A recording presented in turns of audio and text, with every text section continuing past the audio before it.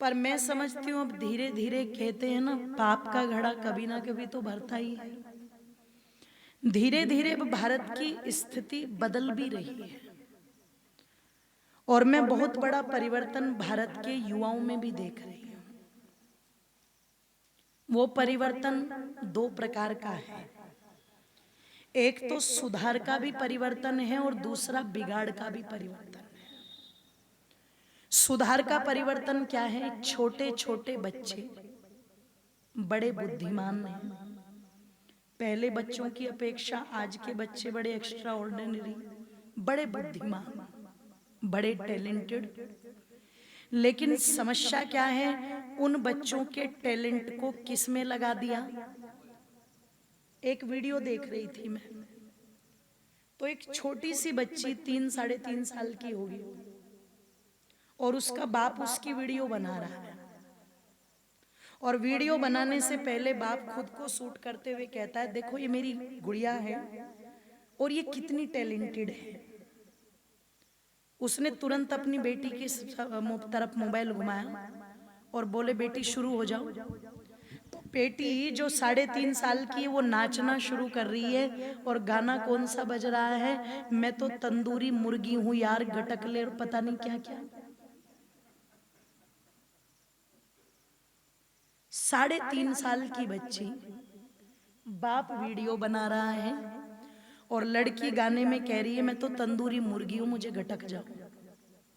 अब ईमानदारी से बताना, ये टैलेंट का प्रचार हो रहा है या बलात्कार के न्योते दिए जा रहे हैं?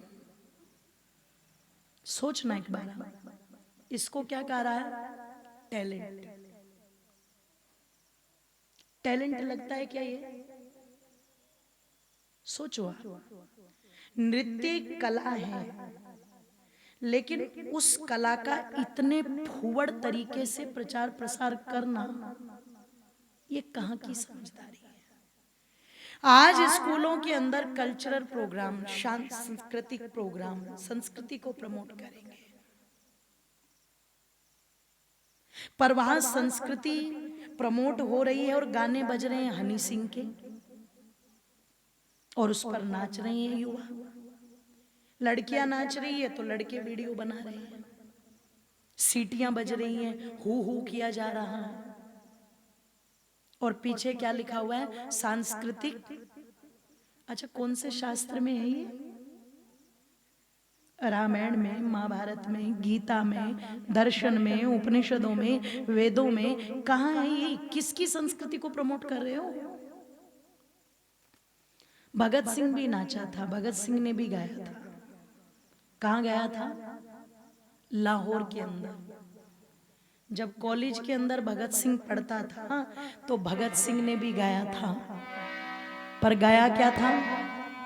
कि पगड़ी संभाल जट्टा, पगड़ी संभाल, पगड़ी संभाल जट्टा, पगड़ी संभाल, पगड़ी संभाल जट्टा, पगड़ी संभाल, तेरा लुट ना जाए माल, तेरा लुट ना जाए माल जट्टा, पगड़ी संभाल, ओए पगड़ी संभाल जट्टा, पगड़ी संभाल, ओए पगड़ी संभाल जट्टा, पगड़ी संभाल, ओए तेरा लुट ना जाए माल, तेरा लुट ना जाए माल जट्टा, पगड़ी संभाल, ओए पगड़ी संभाल जट्टा, पगड़ी संभाल, ओए पगड़ी संभाल जट्टा, पगड़ी संभाल।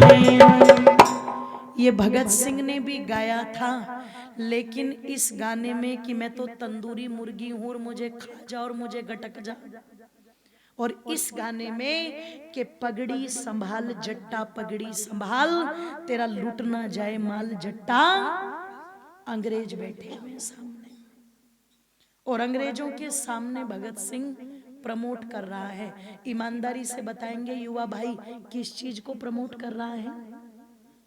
देशभक्ति को, अपने गोल को, अपने लक्ष्य को चेतावनी दे रहा है, समझा रहा है। भगत सिंह भी गा रहा है, पर गाने गाने में अंतर है। एक गाता घूम रहा है नौजवान, दिल के टुकड़े हजार हुए, कोई इधर गिरा कोई इधर गिरा। तेरा दिल है या सरसों की बोरी जो बिखरता ही जा रहा है? आप खुद सोचो ये किस चीज का प्रमोशन कर रहा है। और एक गाता था कि वक्त आने दे बता देंगे तुझे ए आसमां, वक्त आने दे, अरे वक्त आने दे बता देंगे तुझे ए आसमां, हम अभी से क्या बताएं क्या हमारे रह रवे राहे मोहब्बत रह न जाना रहा, रह रवे राहे मोहब्बत रह न जाना रहा में, क्योंकि अब तेरी हिम्मत के चर्चे गैर की महफिल में है। अरे सरफरोशी की तमन्ना अब हमारे दिल में है, और देखना है जोर कितना बाजवे का। आप विचार करो किस चीज को प्रमोट कर रहा है। सोचो किसने मना किया तुम्हें गाने से? गाओ, पर उस गाने में तुम्हारा देश हो, तुम्हारा धर्म हो, तुम्हारी मर्यादा हो, तुम्हारा अपना जीवन हो, तुम्हारा उद्देश्य कुछ तो हो। और ये जो दिल के टुकड़े हजार हुए, ये इधर गिरे इधर गिरे, ये थोड़े ही दिन के चोंचले हैं। थोड़े दिन के बाद में जब वो गले में घलती है ना, तो वो फिर जो पहले लगती थी ना देवी, वो बाद में डायन नजर आती है। फिर कहता है सारे मंदिरों में हाथ जोड़ के, हे भगवान मैं रंडवा क्यों नहीं रह गया, मैंने शादी क्यों की, पहले ही ठीक था। सोचो किस तरफ ले जा रहे हैं। और एक बात और कह दूं, गलती पूरी युवाओं की नहीं है, ये तो हम बोल रहे हैं, गलती युवाओं की नहीं है। आप में से किसान कौन कौन बैठा है, जरा हाथ उठाना एक बार। अच्छा मोनी जी, इधर किसी ने खेती तो की होगी ना कभी तो किया ना? हाँ तो हाथ उठा दो। हाथ कौन सा फेविकोल से चिपके हुए हैं तुम्हारे? एक बात बताना मुझे, जब भी आपके यहाँ पर बाजरा होता है, आपके यहाँ जीरा होता है, आपके यहाँ कपास होती है, मक्का होता है, धान भी होता है और गेहूं होता है। आप मुझे बताना, जब भी आप किसी फसल को बोते हैं तो बोने से पहले उसका बीज लाते होंगे, तो दुकानदार से क्या कहते हैं? घटिया कंपनी का बीज देना। क्या बोलते हो आप? अच्छी कंपनी, बढ़िया नस्ल अच्छी होनी चाहिए। मुनि जी की भाषा में कह दो तो बोले तगड़ो बाजरो।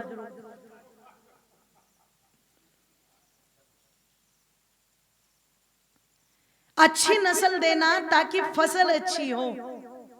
अगर बीज अच्छी नस्ल का है तो फसल भी, जोर से बोलो, अगर बीज की नस्ल अच्छी नहीं है तो फसल भी अच्छी।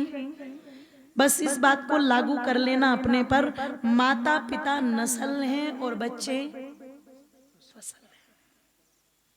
अगर हम फसलों को दोष दे रहे हैं कि युवा पीढ़ी में कुछ कमी है, इसमें कोई डाउट नहीं है, मैं सच कह रही हूं।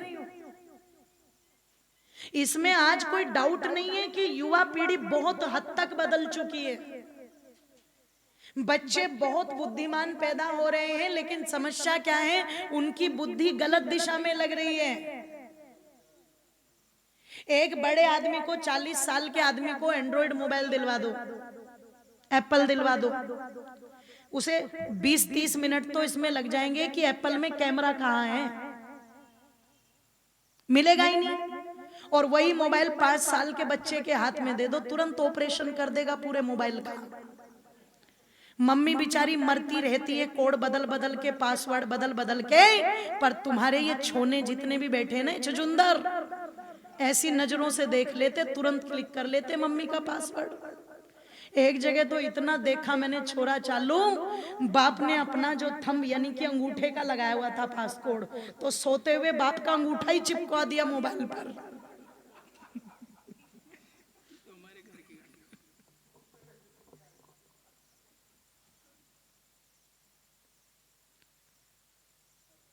आप विचार करना, चिंतन करना।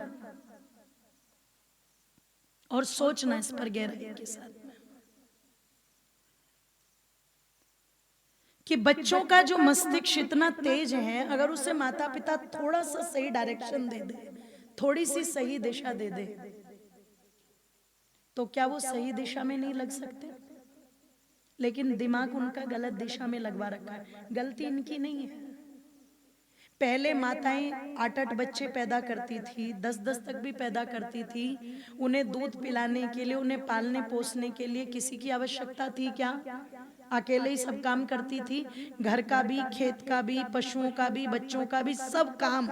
आज पशुओं का काम नहीं करना पड़ रहा, खेत का नहीं करना पड़ रहा, घर में भी आधी जगह तो मेड़ लगी हुई है, उसके बावजूद भी एक एक छछुंदर है और उनको भी मोबाइल देख के, ले बेटे मोबाइल देख के दूध पी ले।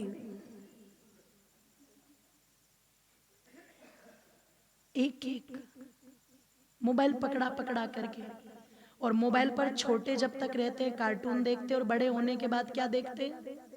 एक हीरो आ रहा है, शर्ट उतारे, बाल उसके ऊपर खड़े हुए जैसे क्रेन से खिंचवा दिए हो, और मुंह में सिगरेट का धुआं, हाथ में बोतल, और लड़का क्या सोचता है, मैं तो कबीर सिंह ही बनूंगा, भगत सिंह नहीं बनना मुझे। इसलिए इनको इस बात की बिल्कुल चिंता नहीं कि भगत सिंह एक इतनी कम आयु में फांसी क्यों चढ़ गया। सुभाष चंद्र बोस कहां गए? चंद्रशेखर आजाद को अल्फ्रेड पार्क में किसने पकड़वाया कि उसे गोली मारनी पड़ी? इन्हें इस बात की चिंता नहीं है। इन्हें इस बात की बिल्कुल चिंता नहीं है कि वो तीन एक ही मां के लाल कौन थे जो तीनों के तीनों फांसी चढ़ गए, और तब भी उनकी मां ने ये कहा था अगर चौथा बेटा भी होता तो मैं उसे भारत माता के लिए कुर्बान कर देती। ये जानना ही नहीं चाहता आज का युवा। इसे कोई इंटरेस्ट नहीं है कि जो इतने लोग, पता लगा 6,90,000 फांसी लटके, कौन थे वो? आज जो आजादी 76वें वर्ष में प्रवेश कर चुकी है, इसको लाने के लिए लोगों ने क्या क्या जहमतें उठाई, आज की पीढ़ी बिल्कुल नहीं जानना चाहती। इन्हें चिंता है, पर किस बात की? सलमान खान ने अब तक शादी क्यों नहीं की? कुंवारा क्यों है वो? जैसे यही जाएंगे वहां पर मायरा लेकर के। सोचो आप, इन्हें इस बात की चिंता है। तो जो युवा पीढ़ी इतना शार्प अपना दिमाग रखती है, अगर उसको सही दिशा थोड़ी सी दे दी जाती माता पिता के द्वारा, तो वो सही दिशा में भी लग सकता है। कोई कमी नहीं है आज भी भारत में टैलेंट की। पर समस्या क्या है? वो टैलेंट कहाँ लग रहा है? तंदूरी मुर्गी की तरह मुझे गटक जाओ, वो टैलेंट वहां लग रहा है। वो मुन्नी और शीला की बदनामी में लग रहा है, वो ओटीटी के प्लेटफॉर्म पर नग्नता देखने में लग रहा है, वो व्यर्थ की चीजें देखने में लग रहा है। ये मोबाइल, इस पर आप चाहो तो इतना अच्छी चीजें भी आप सुन सकते हो जिनसे जीवन में बहुत अच्छा परिवर्तन आ जाए। सब चीजें, पर मनुष्य का स्वभाव है वो सही की तरफ बाद में चलता है और गलत की तरफ पहले चलता है। और ये कहाँ होता है? ये वहां होता है जहां संस्कार नहीं दिए जाते। जहां संस्कार दिए जाते हैं, जहां अच्छी तरह संस्कार विचार दिए जाते हैं, वहां पर ये चीजें नहीं होती। इसलिए थोड़ा सा ध्यान दो। जो ये बातें बोली जा रही हैं, पागलपन के दौरे नहीं है, हम लोगों को मिर्गी के दौरे नहीं पड़ते, पर एक टीस है कि ये भारत देश जो इतने विद्वानों से, बुद्धिमानों से, बलवानों से, चरित्रवानों से भरा पड़ा था, आज वो पीढ़ी किस गर्त की ओर जा रही है, बस इस बात की चिंता है। और इसका समाधान एक ही है कि आप भले जो शिक्षा दीक्षा है वो तो जो चल रही है, आप वो पढ़ रहे हो, पढ़ो, कोई दिक्कत नहीं है, लेकिन अपनी संस्कृति के प्रति, अपने धर्म के प्रति, अपने देश के प्रति एक भाव अपने मन के अंदर रखो। आप पढ़ लिख करके डॉक्टर बनो, लेकिन डॉक्टर कैसे बनो? वो वाले डॉक्टर नहीं जो पता लगा कि अंदर आदमी मरा पड़ा और वो फिर भी घर वालों से पैसे गिनवाने में लगे हुए। आप इंजीनियर बनो, लेकिन ऐसे नहीं कि मिलावट करके आपने कोई पुल बनाया, कोई बिल्डिंग बनाई, वो टूटा और आदमी मर गए दब करके। आप आईपीएस बनो, आप पीसीएस बनो, आप जज बनो, आप कलेक्टर बनो, आप बैरिस्टर बनो, कुछ भी बनो, लेकिन आपके अंदर आपकी संस्कृति के प्रति, आपके देश के प्रति, आपके धर्म के प्रति एक स्थान होना चाहिए। जहां आप जाओ आपके अंदर से वो भारतीयता सबको नजर आए, वो देशभक्ति सबको नजर आए। मैं जिस हरियाणा से चल के आई हूं, उसी हरियाणा में एक जिला है सोनीपत, जहां का एक प्लेयर नीरज चोपड़ा पिछले दिनों भाला फेंक में वो गोल्ड लेकर के आया, सबने देखा। और जिस समय वो मीडिया के सामने आया तो सारे तो धर्मात्मा नहीं बैठे ना मीडिया में, बहुत घाघ बैठे हुए वहां भी। अब उससे जानबूझ करके इंग्लिश में बातें की जा रही है, जबकि पता है उनकी अंग्रेजी इतनी अच्छी नहीं है, वो बोल नहीं पाएंगे, फिर भी जानबूझ करके उससे बात की जा रही है। तो उसने स्पष्ट बोला, जहां सब लोग बिल्कुल कोट पैंट टाई लगा के फिट बैठे थे, बने हुए एकदम क्रीम, उसने साफ बोला कि भैया अंग्रेजी को रखो एक तरफ, मैं हूं शुद्ध हरियाणवी और मैं अपनी हिंदी भाषा में बात करूंगा, क्योंकि मेरे देश की जो पहचान है वो हिंदी भाषा से है, अंग्रेजी से नहीं। कर दिया कि नहीं कर दिया अपने देश को प्रमोट इतनी देर में? इतना ही काफी है, बस ज्यादा कुछ नहीं। इतना भी भाव अगर तुम्हारे अंदर से निकल के आ जाए तो इससे पता लगता है तुम्हें अपने देश पर गर्व है, अपनी भाषा पर गर्व है, अपनी संस्कृति पर गर्व है, अपनी वेशभूषा पर गर्व करो। आप कोट पैंट पहनते हो कोई दिक्कत नहीं, आप जींस पहनते हो कोई दिक्कत नहीं, और जींस भी आजकल तो घुटनों से खुद ही फाड़ फाड़ के पहन रहे हैं। पहले फटे हुए कपड़े किस चीज की निशानी थे? आज तो अमीरी की है। जो जितने बड़े बाप की औलाद, उसकी जींस उतनी फटी हुई मिलेगी। मुझे नहीं दिक्कत है, आप फाड़ के पहनो, कैसे भी पहनो, कोई दिक्कत नहीं है। लेकिन जब हमारा कोई त्योहार आता है, कोई भी फंक्शन हमारा होता है, कोई त्योहार आ गया, घर में कोई इस प्रकार का फंक्शन आ गया, तो क्या उस समय हम अपनी संस्कृति को प्रमोट नहीं कर सकते? बोलो। मेरठ में थी मैं, यज्ञ हो रहा था एक परिवार में, वहां का 5 साल का बच्चा भी धोती कुर्ता पहन के यज्ञ में बैठा, 5 साल का। अगर हम अपने ही घर में माता पिता इतना भी आज सुधार कर ले कि बेटे कोई बात नहीं, सामान्य दिनों में आप कुछ भी पहनो, लेकिन तीज त्योहार को लड़कियों को अपनी ड्रेस में रहना है और लड़कों को अपनी पोशाक में, कुर्ता पजामा, कुर्ता धोती पहनो, ये कितने सुंदर लगते हैं। इससे क्या होगा? छोटी छोटी चीजों से बड़प्पन पैदा होता है, और जिस चीज को हम बिल्कुल छोड़ देंगे, तिलांजलि दे देंगे, वो प्राय लुप्त हो जाएगी कि नहीं हो जाएगी? बोलो। वो लुप्त हो जाएगी। इसलिए थोड़े थोड़े रूप में हम जहां हैं वहां अपने कल्चर को प्रमोट जरूर करो। आप जिस पद पर हो वहां अपनी पहचान जरूर छोड़ो, क्योंकि युवा जब बदलता है तो देश बदलने में देर नहीं लगती। किसी कवि ने बड़े सुंदर शब्दों में कहा था, सड़क, नहर, टूवेल, बांध, मोटर, कार, विमान बने, और ये सब कुछ बेकार है जब तक ना नौजवान बने। जब तक नौजवान नहीं बनेगा तब तक ये सब चीजें बेकार हैं। माता पिता का कर्तव्य बनता है, आप अपनी बच्ची को संपत्ति का अधिकारी तो बनाते हो, लेकिन संस्कारों का अधिकारी भी अपने बच्चों को बनाना, जोर से बोलो, चाहिए। ध्यान दो इन पर, ये बहुत जरूरी है आज के समय में, इसकी परम आवश्यकता है। इसलिए माता पिता भी सुधार करें और बच्चे भी सुधार करें, ताकि वेद माता जो कहती है, मनुर्भव जनिया दिव्यम जन्म, हम मनुष्य बने और दूसरों को बनाने का काम करें, वो नारा हमारा सफल हो, सार्थक हो। इसलिए 2 पंक्तियां मेरे साथ मिलकर के सब बोल भी देंगे और अपनी तालियों को खोल भी देंगे, ठीक है ना? सभी के सभी बोल। कि जिंदगी एक किराए का घर है, कुछ तो ऐसा करके जाओ कि जाने के बाद लोग अच्छे रूप में याद करें। कि जिंदगी एक किराए का घर है, एक ना एक दिन बदलना पड़ेगा। जिंदगी एक किराए का घर है, एक ना एक दिन बदलना पड़ेगा, एक ना एक दिन बदलना पड़ेगा। मौत जब तुझको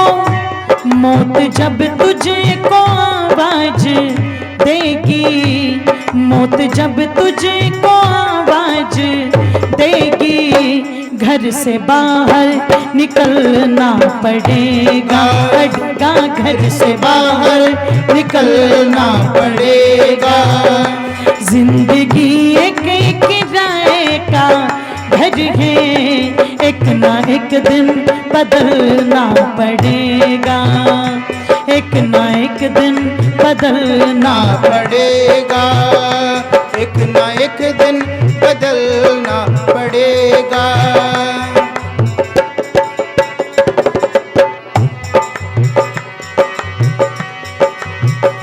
मौत का जब बजा सर पे डंका, फूंक दी पल में सोने की लंका, लंका फूंक दी पल में सोने की लंका।